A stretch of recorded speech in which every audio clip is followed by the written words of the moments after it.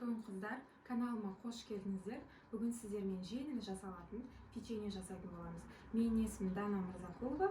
Видео ұнаса лайк басып, және комментарий қалдыруды ұмытпаңыздар. Соңына дейін көреміз. Ең әуелі бізге не қажет? Бір жұмыртқа мен шекерді жақсылап араластырып алдым. 5 үй қажет. Одан кейін майды ертіп алдық. Және де разрыхитель. Разрыхитель обычно разрыхительде бола береді, сырты 150 теңгелік. Одан кейін шекер және де ситадан өткізілген міндетті түрде ұн қажет. Жұмыртқа мен шекерді араластырып алдық. Оған енді майды қосамын.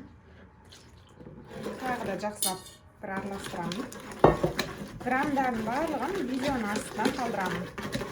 Майды қосып болған соң ұнымызды қосамыз да. Одан кейін разрыхительде бірден қосып жібереміз.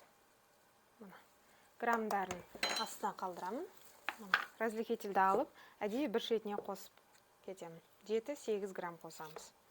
Асып кетсе, осы шеттен ала салғанға удобно болады. Енді жақсылап бір араластырамын. Ұн қосып болған соң, міне, қамыр сияқты жұп-жұмсақ болып шығады. Холодильникке еш нәрсеге салмайсыздар. Бірден осылай домалатып, міне, дайындап қоямын. Духовканы алдын ала қыздырып аламыз. 180 градусқа 10-12 минутқа кетеді. Дайын болған печеньемізді міне вилкамен былайынан басып шығамыз.